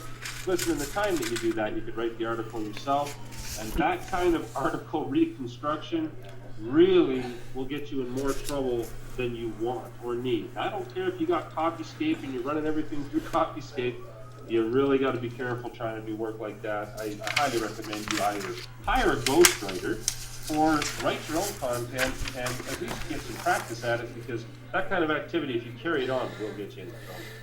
Yeah, and if you think about it, if you've got 10 videos and you put one up every day, and you write an article for it every day, you're talking about just a few minutes per day, and in 10 days you've got 10 videos up there with good quality articles that are unique. So there's no, it's not overwhelmingly crazy to be able to do that. It's not super hard, and like Ain said, sometimes you spend just as much or more time trying to game the system that way than you do if you just wrote it. It's kind of like I tell my teenager all the time. It's like if you would just do the work we ask you to do, instead of spending all the time trying to hide the work you didn't do, you'd probably have it done and you wouldn't get caught. So it's kind of the same type of thing. Yeah, and I think now's a good time to talk just briefly about this other project that we've been talking about. A lot of people asking, and we get this question a lot, hey, what happens when they change the algorithm? What happens when they change the way all these rankings, are tabulated? The metrics that are used. Well, as you're finding, guys, they do this all the time. It's happening on almost a weekly basis now. And generally speaking, one of the most recent ones, which was, the one that sort of broke the news around about July 17th and still continues to proliferate to this day, regarding the authorship, okay? Now, I don't know if we've covered any of the business about how, some of the pictures are disappearing, some are not, and some of the authorship information is showing up on some searches, not on others, etc. We sort of touched on that, right? A little bit. Let's dig into that just a little bit right now, because at this point in time, authorship, right now, I think it was back on July the 17th that most of the wire started reporting on this whole issue with authorship. Even though they've been suppressing or somehow removing the authorship data from the algorithm, we're still hearing a lot of differentiating results that are kind of changing on almost a day-to-day basis. Earlier today, I mentioned the Google Dance. A lot of people have been asking, what's that all about, and what are you talking about there? Well, what it comes down to is when they change the algorithm in the machine doesn't automatically start producing the result that it's going to eventually be producing after the algorithm change has been in place for quite some time. It takes a little time for that information to catch up in the engines and to get through the whole net, to get into all the different index pages, and it takes time for those changes to actually filter and become something you can see through the actual search engine results. Okay, it takes a little bit of time, because what ends up happening is everybody starts making changes. Like right now, everybody's out there trying to get SSL. Everybody's out there trying to deal with these issues. And so the results will change. That is the Google Dance. The rankings will bounce all over the place for the first little while. Sometimes we see evidence of these changes happening before they announce them, and sometimes right after they announce them, there's a vastly different result than what happens a week later after they announce it. So these are all things that you have to keep in mind when you're seeing and you're hearing about these things in the news. The situation is going to change, so be prepared for that change, because literally the article, and I think you saw it, Ray, on Moz.org, I mean, they were flat out saying that it hadn't affected any of the ranks on X number of sites, but it was vastly affecting others at a different point in time. So yeah, the thing is, and I always say this is, don't, when something weird like that suddenly happens, don't go crazy over it immediately. I mean, if you think about it, they spent all this time setting up authorship, telling people to do this, putting all this weight behind it, and then all of a sudden, all these articles are saying, oh, it's gone. I can't imagine that it really is. My guess is that they're doing something, and a week from now, all of a sudden, it'll all be back, and people will go, oh, okay, well, there you go. Now, again, that's speculation on my part as well, but I think that that's usually the case. Well, I think it's fair speculation, because in actual fact, what we're seeing right now is completely off the wall bizarre, and certainly has not been, what's the word for it, quantified, I guess, by the media, because the media simply reports what we see as a result in the search engine. I had a number of people that we were sharing emails about what we were finding in the search results from all over the world, and the differences were pretty astounding. I mean, one minute you're seeing this, the next minute you're seeing that. So, to be honest with you, I don't place a whole lot of faith in it until it actually, somebody puts out an official announcement about an official change. Usually directly from Google, I like to see that stuff first. But even when they make an announcement, it doesn't always exactly do what they say it's going to do. Sometimes I think they spread their information with a little bit of disinformation, but we're not here to speculate on that. That's been speculated many times, though. Oh, yeah. Nick, what do you got? You read my mind. You sank my battleship. No, you read my mind, man. I was just about to go ahead and then now at random. Ready? Yeah, ready. John Deck. John Deck, you just won YouTube Interactive. Congratulations. So John Deck, YouTube Interactive, done. We've got Josette Williams. Guess what? Congratulations, you just won YouTube Interactive as well. Woo! All right. Josette, you got yourself a copy of YouTube Interactive. Your entry and winning ticket has been recorded. And let's see, Ozzy Air. I don't know, but I'm sure you'll forgive me after this. You just got yourself a copy of YouTube Market Crusher. There you go, Oz. YouTube Market Crusher in the house. Okay, and Kaz, looks like Lighten. Kaz, you just won yourself a copy of YouTube Market Crusher as well. Congratulations. Awesome. All right, we got some more coming up, everybody. Back to you, Ain. I see more that you haven't rattled off. You want to just... Okay. Yeah, absolutely. You need to clear that screen. There's lots of stuff you have to give away. Actually, I've asked, this is the 5th time I've seen this question in my email, and actually this is too many emails for one question, so I'm going to answer it right now. Why all the YouTube products? 3 people actually said, we were told that YouTube is no good for our business. Who told us that? I said, who told you that? There's no way I told you that. Yeah. No. Ray stepped up and gave us all these awesome YouTube marketing products. And let's address that a little bit, actually. Let's hear it. Because I think it's important to mention, because there was a lot of talk about that, a couple of weeks ago, and yes, you got to understand, there's different. It's kind of like a carpenter. A carpenter can use a hammer to do great things, but of course, it's a little tougher to cut a piece of wood with a hammer. So there's different tools that we use for different purposes. And the issue that people have with YouTube, where people are a little worried about it, is, for instance, let's say you create a membership site with training videos on it. Well, if you have 1,000 people who pay you $100 a month to be a part of that page, to learn all that stuff, what happens if YouTube suddenly cancels your account for, who knows, maybe somebody, they'll cancel your account if they think that a hacker has hacked into your site, your channel, they'll shut down your account. And now you're completely out of business, and you have to start all over and get everything up and running again. Yep. So when they're talking about YouTube not being a great place, that's what they're talking about, is for that kind of a thing, because there can be potential problems with that if that happens.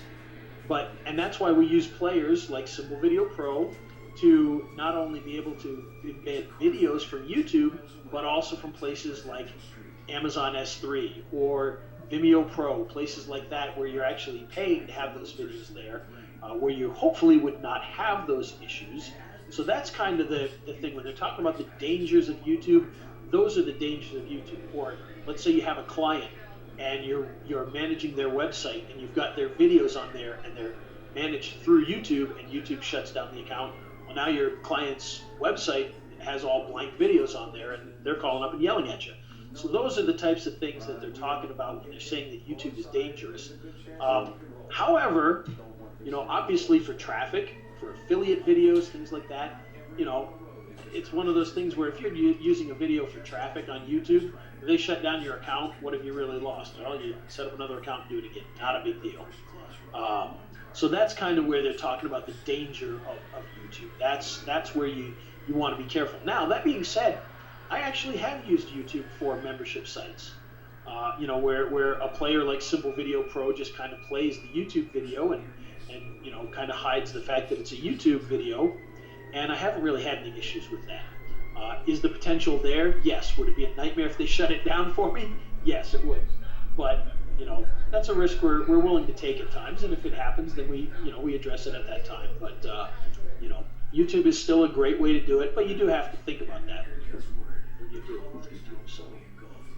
Yeah, and I think it's pretty much accepted amongst the community that if you've got a client base that you're servicing via YouTube, that you should ask yourself, does this client have a risk factor here, and do they also have a corporate presence at the same time as a YouTube channel? Because in my opinion, they should have both. They should have an online corporate, self-hosted website that manages all their own stuff with their own players, at the same time as they should be managing a YouTube entity as well, and just pray that you don't get struck down by the powers that be. The fact of the matter is, though, without a corporate presence on the web, you really don't have much flexibility.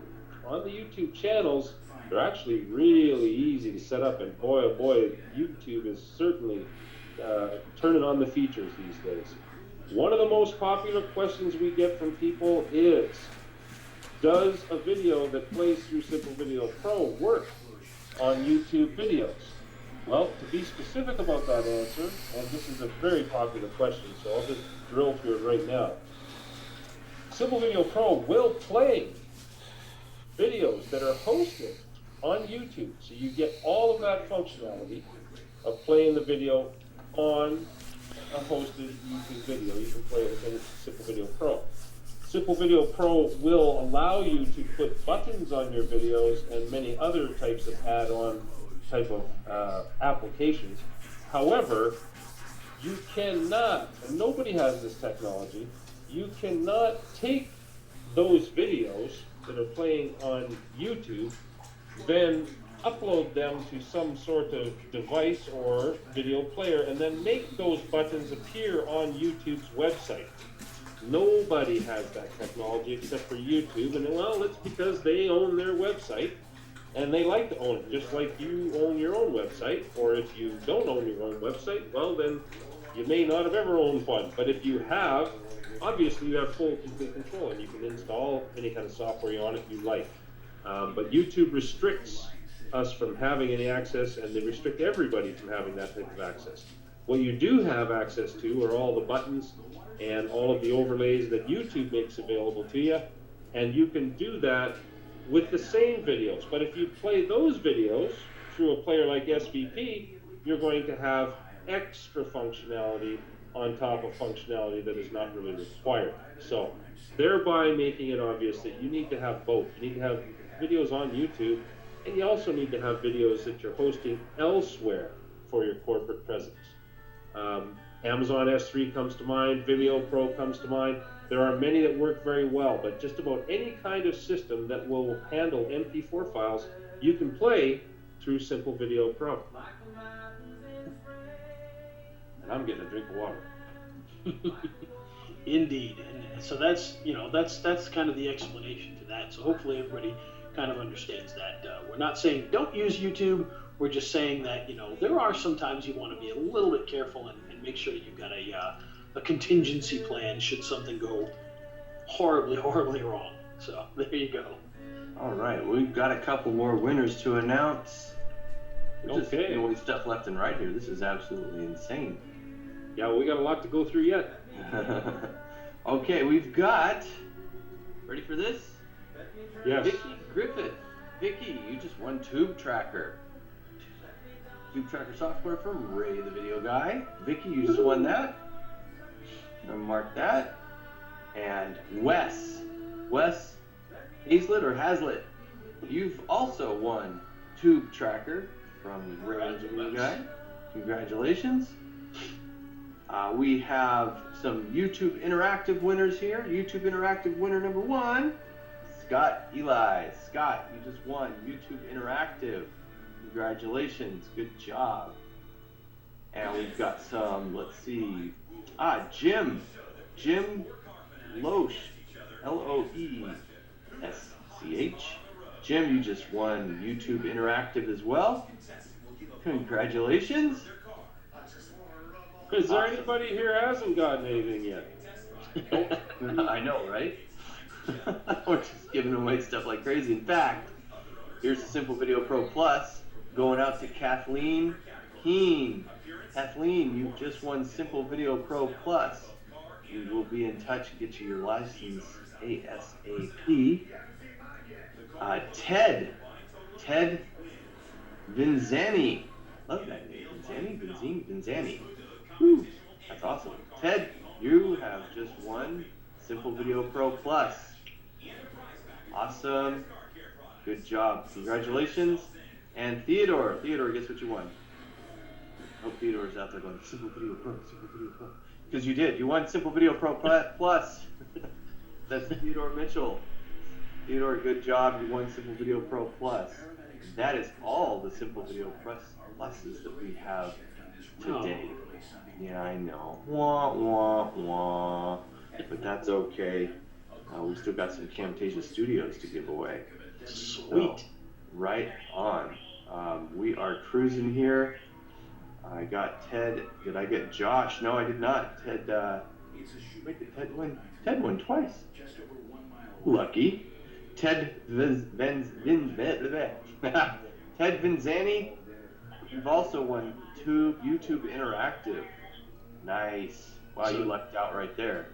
That answers one of the popular questions I've been getting throughout the webinar. We'd won more than once?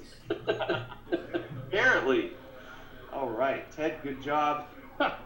Yeah, got Simple Video Pro Plus and YouTube Interactive. And Josh Fernandez, you have got YouTube Interactive. So let's hear some love in the chat box if we don't mind.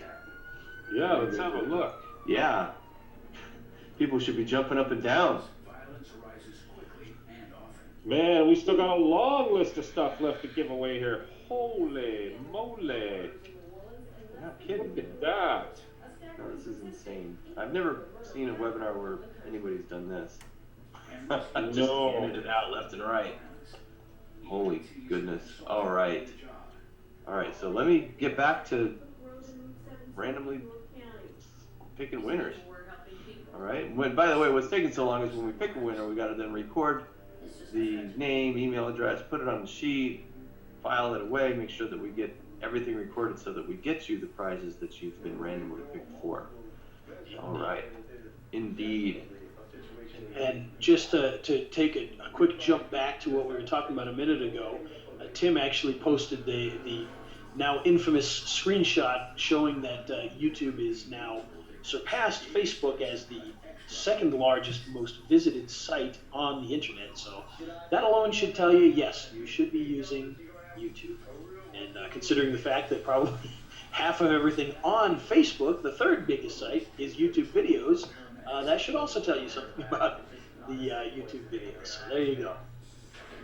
Yeah, no, and then a lot of these people that were asking this question were guys that were actually, I've talked to, I don't know, oh man, a lot of them, who are people that are actually ranking videos and driving organic traffic from YouTube to their sites.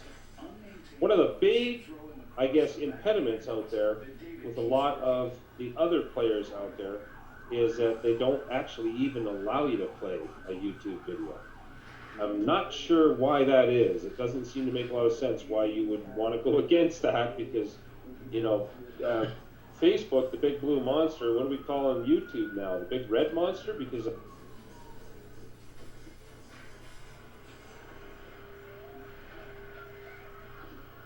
But when they arrive, sadly, there is nothing for them to do. Pretty much they pronounced it a second ago.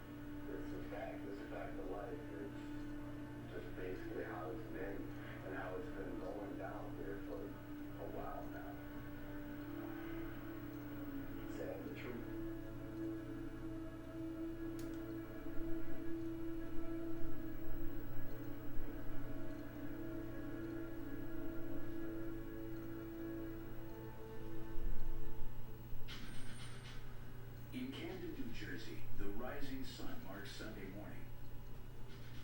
Engine 7 pumps up an early morning fire. Being a firefighter. You guys here? It's what we do. I don't know if I can hear anybody. I don't see any comments. We raised our right hand. Firefighting here means staying at the ready.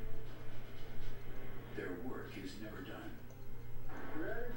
All right, we're on. Across town, a new crew is on duty at the Ladder 2 house.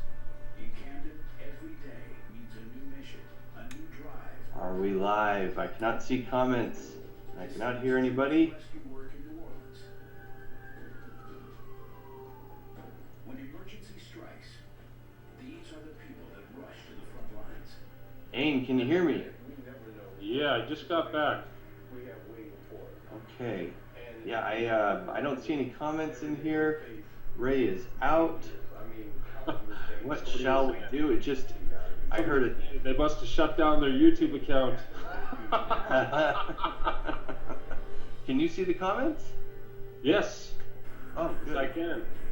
All right. And yes, we are back. It looks like Nick and I are back. Hopefully, here comes Ray. On every shift, the risks are high. Are you there, Ray? Yeah, I don't know Hey, what there happened. we go. Wow, that was crazy, huh? Yeah, I guess we better stop talking bad about YouTube, eh? They'll shut us down.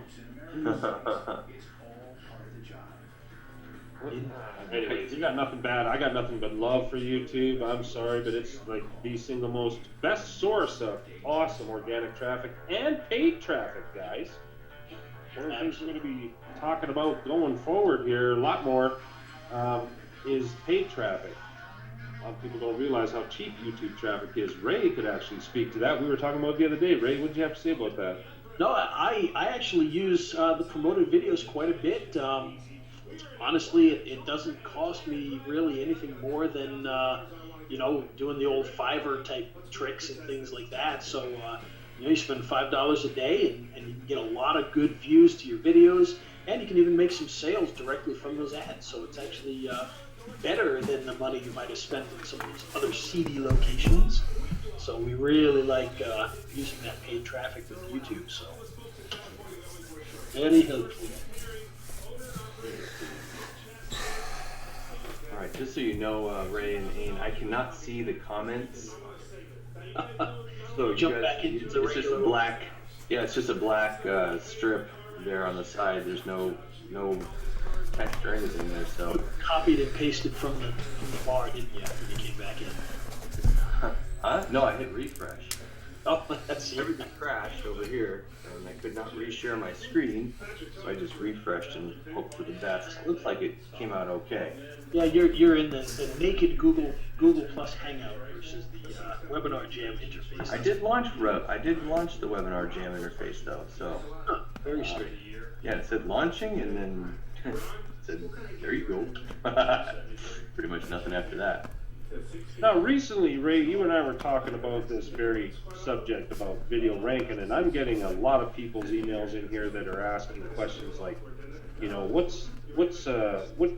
talked about how the ranking algorithms change and that the Google dance literally bounces stuff around. We got the same sort of thing happening on YouTube, although we all know that the YouTube dance is a lot shorter lived because it's a different algorithm, right? It is, yeah. It's that's one thing that people need to understand. Yes, YouTube is owned by Google, but people keep saying, well, eventually they'll have the same search engine. I don't think they ever will. And the reason for that is they have two totally separate goals. Google's goal is to provide people with the best information they possibly can so that people will come back to Google to do their searching. YouTube's job is to provide you with videos and to keep you on YouTube as long as possible so that you see ads. And so I don't think, while some of the things are similar in the way they do things, I think they're always going to be different in that regard because they have different purposes behind what they're doing. So that, oftentimes we will see a video on YouTube will rank number one on YouTube instantly. I mean, just super fast, but you got to do a lot of different stuff in order for the same thing to happen on Google, just because it's a very different beast. And of course, you've got a lot more varied type of content that you're competing against on Google that you're not competing against on YouTube. So that makes a big difference. Now, Nick, you got some more there, but by the way, before you do that, Nick, I got people asking for that link again. Oh, yeah. I wanted to pick up some Zippo Video Pro and put the link up to these pages. We're not giving away any more of those, so here you go. Let me bring that. While Nick's doing that, Ray, man, a lot of questions about ranking, and a lot of them are on, there's a wide, diverse subject matter to video ranking. But, there are, of course, some fairly simple formulas and strategies out there that, are fairly well known, such as, the keyword engineering and the description area, the title, and the name of the file, all those sort of things. Seem to be pretty much run-of-the-mill kind of, a bunch of instructions out there. One of the things that we were talking about recently, you and I, Ray, was doing a little experiment with some video ranking. And I wonder if you wouldn't mind speaking to that here while Nick is there what he's doing. Yeah, and what we were talking about is, and this is, I've done a lot of experimenting with different things, testing out, gee, does this make a difference? Does that make a difference? What's going to help rank a video? What's going to not help rank a video? What doesn't make any difference at all? What, all those types of things.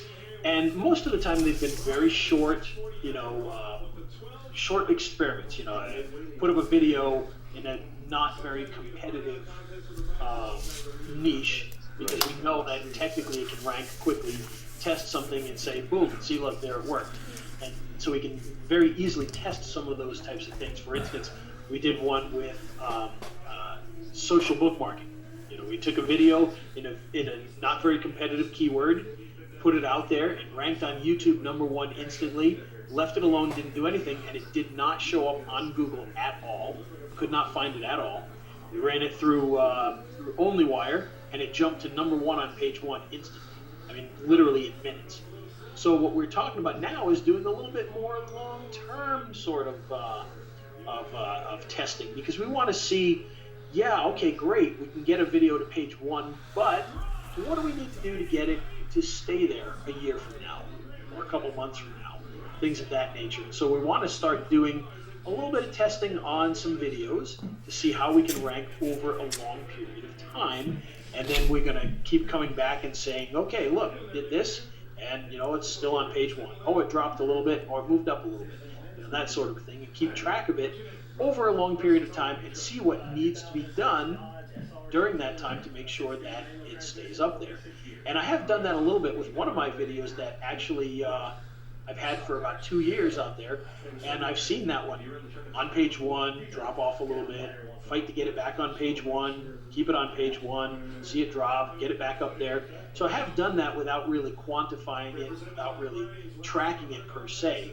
So now we're going to take that a little bit more seriously, and we're going to really track these videos over a long period of time and see what works, what doesn't, and how well we can sustain those rankings. And of course, we're going to report it back to everybody that is interested in hearing about it. So that's kind of the goal at this point in time.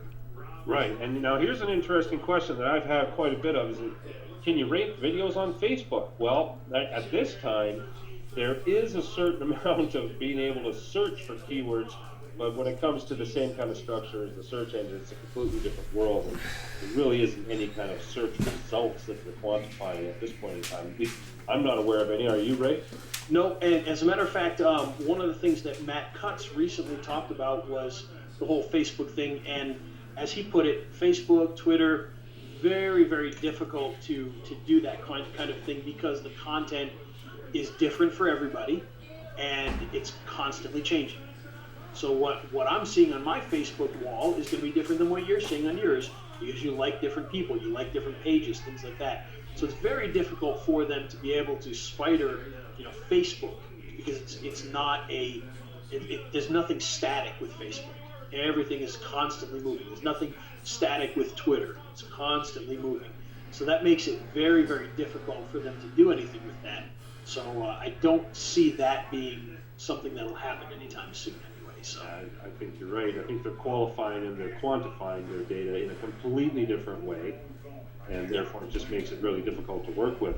But back to the sustainable video ranking strategies, one of the things that came to mind, we were talking about this the other day, we talked about YouTube. We talked about, okay, let's start off, let's take some keywords that we want to rank for, let's keep them super secret, nobody will know what's going on, and we're going to go out there and we're going to see if we can rank for these keywords. We're going to try and pick some easy to, some sort of easy to, and some hard to rank for type of terms. We talked about that. One of the other things I think we'd like to eventually bake into that as well would be some actual website video ranking, and the cooperative rank that is gained from having videos ranked on YouTube. We would like to be able to quantify that data too. So just wanted to bring that up real quick because that's something that you haven't heard of yet, because Nick and I were talking about this and we said, hey, let's bake that in there too. Let's get the YouTube thing going first and let's do the other. yes, Because that becomes really valuable data for the users, and we like to keep our experiments down to things that our users can use. Kind of the same way the same principle we use in developing our new features. We like to make sure that the data is valuable for the Simple Video Pro users, and as well as in this case, obviously, just for straight up YouTube rankers. We're going to be doing some of the stuff on the websites without SVP versus with. And we may even try and do it with some of the other players that are trying to compete, just to see what the difference may be, because a lot of them really don't have SEO features built into them. Now, the other side of the coin is that I think that, sustainable rankings, this is why we're all excited about this project. The whole idea behind sustainable rankings was born from guys like me and guys like Ray and lots of other people out there. We see a new product come out and it's got some kind of great claims about being able to rank, and Ray was joking with me. He said the one thing, he plugged it in, he looked at the keywords that they were bragging about, and they'd already lost all their ranking. Maybe you can speak to that just a little bit, because I've seen a lot of that myself. yeah. Every time I see something that says, hey, it's the new ranking this or ranking that, and they'll say, see, look, and they'll show a screenshot of, their video ranking on page 1 for whatever keyword. Well, first thing I go and do is I go and search the keyword, and it kind of makes me laugh, because sometimes when I do that, there's no video. It's gone. And I'll go back 10 or 12 pages, and their video is not anywhere to be found. So that's a big concern is, what are we doing not only to sustain our rankings, but to sustain those rankings when things change? Because a lot of times I'm sure that, these people that did this ranking software or whatever, they probably had good rankings for a long period of time. They put out their program, and then something changed at the last minute on YouTube or Google, and boom, it's gone. And so, we need to make sure that we do things that are not only what quote unquote works today, but things that are going to work going on into the future. So, for instance, one of the things that I saw, we talked about some of the and I always get these all confused nowadays, but the Hummingbird update, where a lot of videos vanish. Well, what I found was a lot of our videos actually improved, and the reason for that is what you brought up earlier, Aim, which is the kind of the phraseology in the titles. And in a lot of our videos, we phrased things in a very spoken English sort of way. And I think that caused our videos to move up when they made that change versus down for people that were putting, bars in their titles and things like that, that were very SEO-friendly titles at the time. And we never did, quote-unquote, SEO-friendly titles. We always did human-friendly titles, and that really helped us in the end. So, yeah, in the long run, human-readable stuff is going to be better, because that's what Google is shooting for. That's correct. And that's, in fact, a very, very, very interesting point, because the question then becomes, well, what is human readable content? Well, I can answer that. In fact, they're saying it's approximately grade 5 level reading. there are some reading ease calculations that are taken into account with the Google algorithm. Gunning fog and the flesh reading ease are set